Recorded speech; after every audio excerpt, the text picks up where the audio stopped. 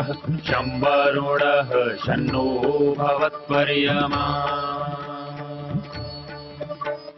शन्न इन्द्रो बृहस्पतिः शन्नो विष्णुरुक्रमः ॐ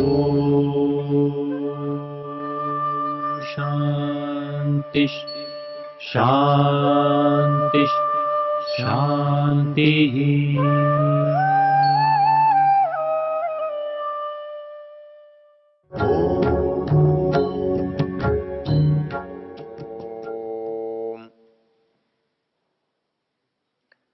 हम यजुर्वेद के 32वें अध्याय के पहले मंत्र की चर्चा कर रहे हैं और हमने देखा उस परमेश्वर के अनेक नाम इस मंत्र में आए हैं। उस परमेश्वर को अग्नि कहा, आदित्य कहा, वायु कहा, चंद्रमा कहा, शुक्र कहा, ब्रह्म कहा। उसी प्रसंग में उसका एक नाम है ता आपः। सामान्य रूप से आपः जल को कहते हैं और जल का काम सब चीजों को उत्पन्न करना है। इसलिए आपः प्रकृति को भी कहते हैं और इसको सदा ता आपः स्त्रीलिंग में काम में लेते हैं, बहुवचन में काम में लेते हैं। तो वो परमेश्वर भी आपः है, वो सब जगह व्याप्त है।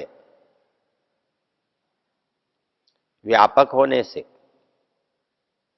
उत्पादक होने से उस परमेश्वर की जो संज्ञा है वो आपः है। बाकी जो आपः जल है उसके जो गुण हैं, शीतलता, शांति, संतोष, वो भी सब परमेश्वर के गुण होने से इसको भी आपः कहते हैं। इनका संबंध हम जब देखते हैं तो कैसे दिखाई देता है। हम जब परमेश्वर का स्मरण करना चाहते हैं तो उस स्मरण करने के लिए हमारे पास जिस वातावरण की आवश्यकता है उसमें जल महत्वपूर्ण है। वेद में एक मंत्र आता है, उपवहरे गिरीणाम संगमे च नदीनाम धिया विप्रो अजायत। अर्थात मनुष्य की जो बुद्धि है वो कब विप्र बनती है, कब योग्य बनती है, कब उसमें विवेक पैदा होता है। तो कहता है कि उपवहरे गिरीणाम संगमे च नदीनाम। जब वो पहाड़ के तलहटियों में विचरण करता है, वो नदियों के संगम पर जब उपासना करता है, तब मनुष्य की जो मनस्थिति है, बुद्धि है, वो ईश्वर की ओर जाती है। धिया विप्रो अजायत, मनुष्य बुद्धि से विप्र बनता है। तो वो बनाने के लिए जिस साधन की आवश्यकता है, संगमे च नदीना, हम जल के समान यदि शीतल न हो तो हम कभी भी परमेश्वर की ओर नहीं जा सकते। जब तक मनुष्य के मन में शांति न हो, मनुष्य के मन में चैन न हो, उसके अंदर शीतलता न हो, तो वो स्थिर नहीं रह सकता। वो चलायमान होगा, चंचल होगा। उसके अंदर रजोगुण बढ़ेगा, रजोगुण काम करेगा। तो वो भागता तो रह सकता है लेकिन बैठा नहीं रह सकता, टिका नहीं रह सकता। जब भी हम ईश्वर को याद करना चाहते हैं तो हमारे लिए पहली शर्त है कि हमें शांत होना होगा। बिना शांत हुए उपासना नहीं होती, उपासक नहीं बना जा सकता। मनुष्य जितना ही शांत होता है उतना ही स्थिर होता है, जितना स्थिर और गंभीर होता है उतना ही वो परमेश्वर की ओर जा सकता है। इसीलिए हमारे यहां जल का उपयोग करने का विधान है। चमुपति जी ने एक पुस्तक लिखी है संध्या रहस्य, और उसका प्रारंभ करते हुए एक दृष्टांत दिया है। और उस दृष्टांत में वो ये कहते हैं कि भगवान ने जब ये दुनिया बनाई तो बहुत सुंदर बनी थी। ये बात धीरे धीरे मनुष्य के कान तक पहुंची, क्योंकि ये मनुष्य उस परमेश्वर की संतान है, प्रजा है, पुत्र है। इसने अपने पिता से कहा, सुना है आपने कोई बहुत अच्छी रचना की है संसार की, मैं उसे देखना चाहता हूं। पिता ने अनसुनी कर दी बात, लेकिन धीरे धीरे देखने का आग्रह बढ़ता गया और बालक के सामने पिता विवश है। उसे भय ये था कि ये संसार सुंदर तो है, लेकिन उसमें जाने के बाद ये भूल जाएगा, लौटना भूल जाएगा। तो उन्होंने अपने जो सहायक हैं, सहयोगी हैं, कर्म करने वाले हैं, उनको बुलाया। वो सब देवतागण हैं। तो मनुष्य के अतिरिक्त तो जित सब चीजें जड़ हैं, देवता के रूप में हो तो भी क्या है। उन्होंने बारी बारी से सूर्य को, चंद्र को, वायु को, जल, अग्नि को, सबको बुलाया, और सबसे अंत में जल उनके सामने आया। बाकी सब देवताओं ने कहा, महाराज इसको हम ले तो जा सकते हैं, लेकिन वहां से लौटाकर लाना या नहीं लाना ये हमारे हाथ में नहीं है। ये आना चाहेगा तो हम ले आएंगे, और ये नहीं आना चाहेगा तो हम विवश होंगे। उनका किसी का भी परामर्श प्रजापति को अच्छा नहीं लगा।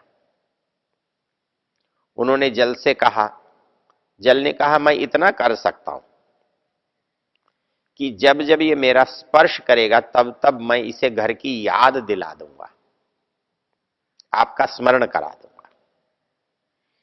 इसलिए मनुष्य जब जल का स्पर्श करता है, जब वो शीतलता का अनुभव करता है, तब वो परमेश्वर का स्मरण करता है। उसके मन में जब शांति होती है तो वो परमेश्वर का स्मरण करता है। कोई व्यक्ति अशांत मन से उसे स्मरण नहीं कर सकता, उसकी उपासना नहीं कर सकता। इसलिए परमेश्वर का एक नाम आपह है। मनु महाराज ने लिखा है, आपो नारा इति प्रोक्ता, आपो वै नरसूनव, तदस्य अयनम तेन नारायण इति स्मृता। तो ये नारायण का नाम जो है वो आपह है, क्योंकि आपह का नाम नारा है, और उस नारायण से जुड़ा होने से ये भी नारायण है। तो आपह उस परमेश्वर का नाम है, और उसके गुण के कारण से है, उसके स्वभाव के कारण से है। एक नाम इस मंत्र में और आया, तदेवाग्निस तदादित्य तद्वायु तदु चंद्रमा तदेव शुक्रम तद ब्रह्म ता आप स प्रजापति।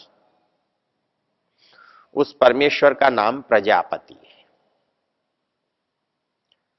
अब इस प्रजापति नाम की सार्थकता कैसे बनेगी? सार्थकता बनाने के लिए प्रजा का होना आवश्यक है। तो वो उसका स्वामी है, उसका संरक्षक है, उसका पालक है, उसका पोषक है। तो परमेश्वर समस्त संसार के प्राणियों का पालक और पोषक होने से वो प्रजापति है। इसका एक बहुत अच्छा प्रयोग यजुर्वेद के एक मंत्र में आता है जो बड़ा प्रसिद्ध है। सपर्यगात शुक्र मकाय मव्रणमस्नाविरम शुद्धम पाप विद्धम कविर मनीषी परिभु स्वयंभू याथा तथ्यतोर्थान व्यदधात शाश्वतीभ्य समाभ्य। ये समा जो है प्रजाओं के लिए है, अर्थात परमेश्वर जो कुछ इस संसार में बना रहा है, उसने दिया है, वो सब का सब उस प्रजा के लिए है और उसकी वो व्यवस्था करने वाला है, उसका वो पालन करने वाला है, इसलिए उसे प्रजापति कहा है।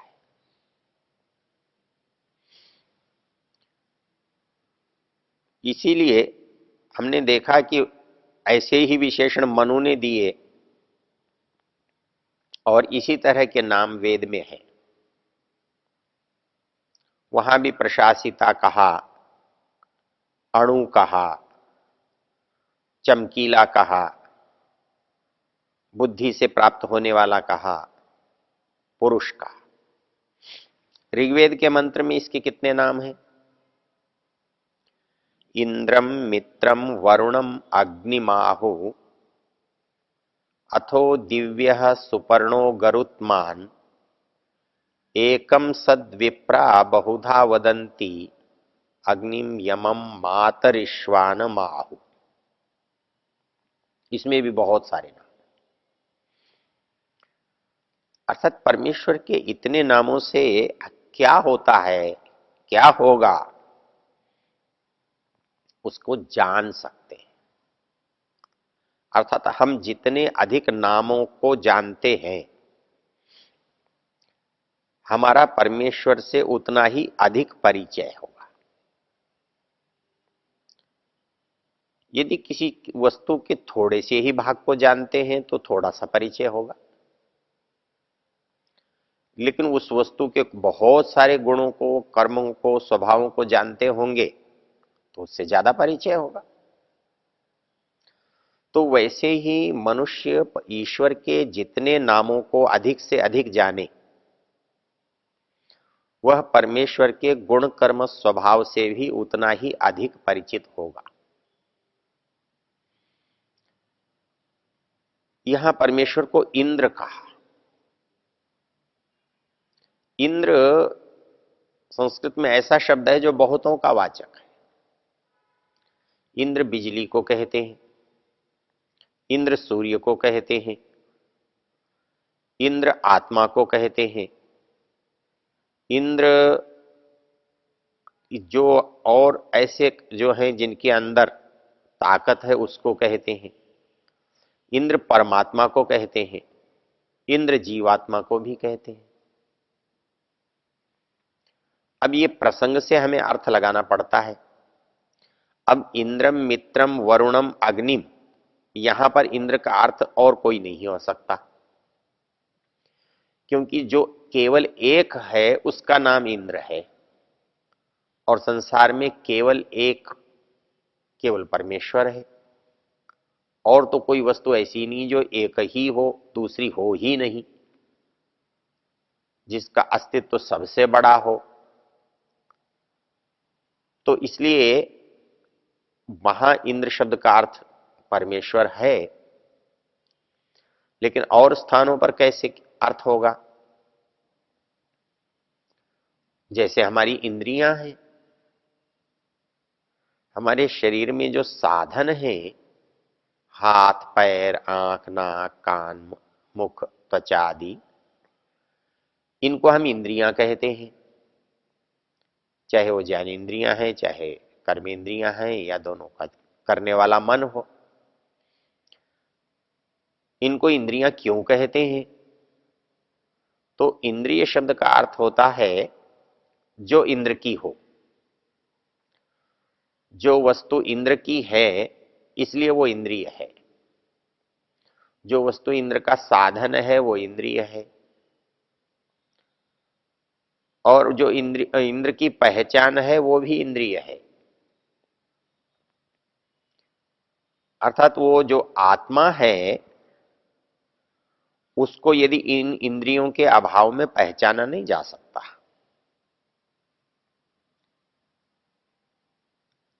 ये साधन जो है शरीर में है, और जीवात्मा भी शरीर में है। तो उस जीवात्मा को शरीर में है या नहीं है, उपस्थित है या उपस्थित नहीं है, यहां बैठा है या चला गया है, इस बात का कैसे पता लगेगा? और कोई उपाय नहीं, इन इंद्रियों से पता लगता है। इन इंद्रियों को देखकर भी हमें मालूम होता है कि वो है, वो नहीं है। इसलिए उसका उसे लिंग कहा, पहचान कहा।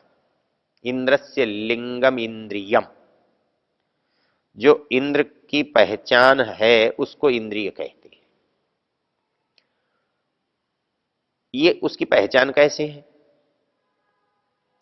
ये यदि है, होने मात्र से क्या, उसके श्वास को देखते हैं, उसकी नाड़ी को देखते हैं, तो ये जो हमारे आंख नाक कान जब क्रिया करते हुए होते हैं, प्रतिक्रिया करते हुए होते हैं, तो ये पहचान होते हैं जीवात्मा के शरीर में विद्यमान होने की। किंतु शरीर है ये क्रिया नहीं करते, तब पता लगता है कि वह इस शरीर के अंदर से निकल गया है, चला गया है। इसलिए जीवात्मा को इंद्र कहते हैं और इन साधनों को इंद्रियां कहते हैं।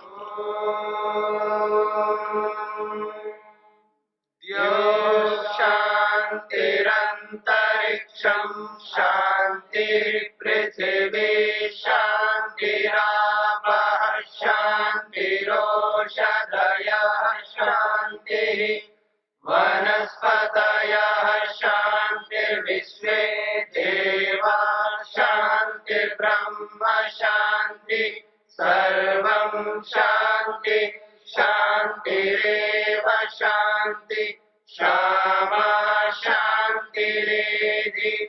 ओम शांति शांति शांति।